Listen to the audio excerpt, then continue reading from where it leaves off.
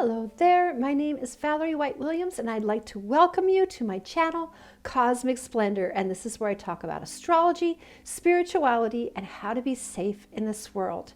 So what I'm talking about today is the second part of how to spot a liar. So what I'm going to talk about now is how people get caught up in believing lies, even spiritual people, even readers. Because when I went to the Psychics Institute in Seattle, we were always reading, but sometimes even we couldn't see the truth. And there's certain reasons why. It's not like you just aren't psychic. It's that there are certain elements that are going to keep you from seeing the truth. So I'm going to go through those. So when we're in a reading situation, or we're the reader and we're looking at the readee, if we had a match with them, meaning that we're looking at something that we have and we don't want to own up to it, that's when you can't see clearly. You're like, And we were taught techniques. They had these things called blowing roses, or just try to doing some meditation to kind of relieve the blockage. And that blockage was because you matched with them and you judged the match and then you couldn't see it.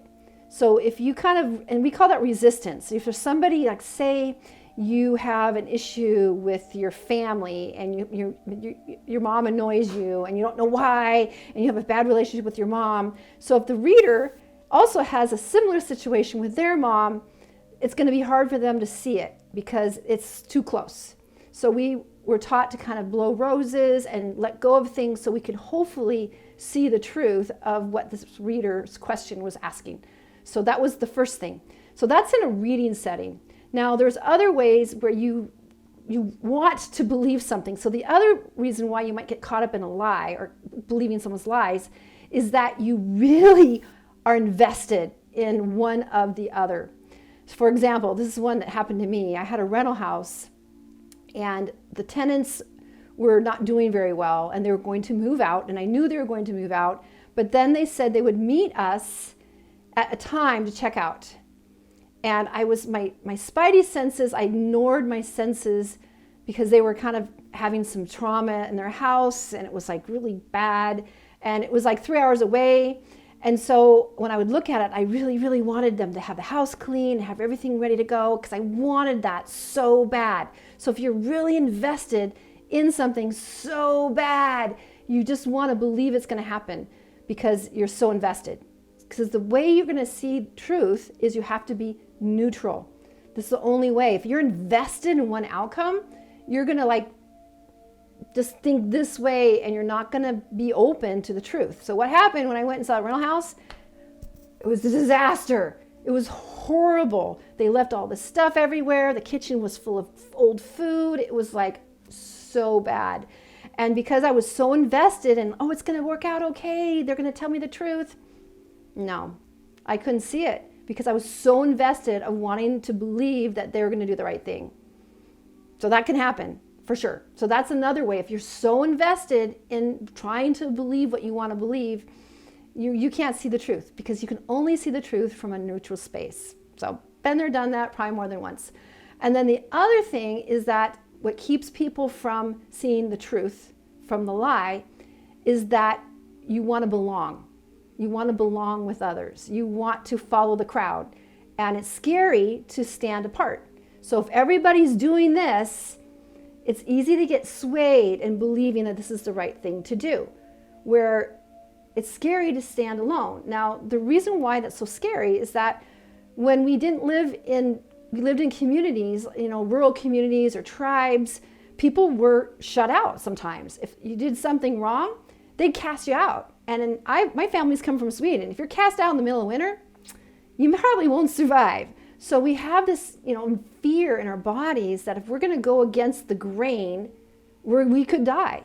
And so that's why so many follow these people that don't have our best interests at heart because everybody's doing it. So if everybody's doing it, they must be right. Well, not always. So that's another thing that can keep people from seeing the lie because they want to follow what everybody else is doing. It reminds me of these films I used to watch when I was a kid. And this is going to date myself, but we had like film projectors and they had all these animal shows. And there were the lemmings, and the lemmings would start running and then all the other lemmings would follow them and then they'll just run off a cliff and die. So that's the other thing. You can't see truthfully if you're invested of trying to be like everybody else. And we call it merging. We're going to be like everybody else because we'll be outcast if I don't agree with the norm. And then you can't see clearly. So if people are doing these crazy things and everybody's doing it, then you think, well, maybe I'm the crazy one because I'm not doing it. But that's hard to do. So that's another reason why you can't see clearly, because you want to fit in. You want to belong. That's what's happening all over the world right now. Everybody wants to belong and fit in. And if you're fitting in, again, it comes back to survival. It's back to this first chakra idea. Again, that if I go against the norm, I could be cast out and I could die. So that's another thing that can bring up fear for people. So you want to go along with everything, even if going along is jumping off a cliff and dying. Everybody's doing it. It's in style. Let's go do it. So that's another thing that can keep you from being clear and seeing the truth from the lie. And then again, it needs to be said, we also have this, we've been trained from birth to accept the authorities. And that actually ties in with what everybody's doing. Because if everybody's saying, you're going to do this, you're going to do that, this is how we have to live, maybe not. Because guess what? We are sovereign beings, and we have our own information when we get to the center of our head and we can meditate and make separations. Because that's one of the things that they taught us in the clairvoyant training too, is that if you're merged with people, you have their energy in their space. And then you might be someone else's energy, and it might be what's not in your best interest. So the way to meditate, we need to let go of these attachments. We need to let go of the influences so we can get clear with our own self, our own inner self. And so that way you can get clear. Now, like I said, we're not human. Like I said, we're not perfect. And with that rental house, I should have seen it coming, but I wanted it so bad. I didn't want to be left with a hot mess, but that's exactly what we did. But we got through it. So that's how sometimes people that are even spiritual can fall into a trap of not seeing the truth. All right, so hope that helped you, and let me know in the comments below, have you ever had an experience where you didn't trust your inner guidance because you wanted something so bad, or you didn't want to follow the crowd, or you did follow the crowd and it didn't work for you? I'd love to hear about it in the comments. All right, take care, you guys, and I'll see you next time. Bye.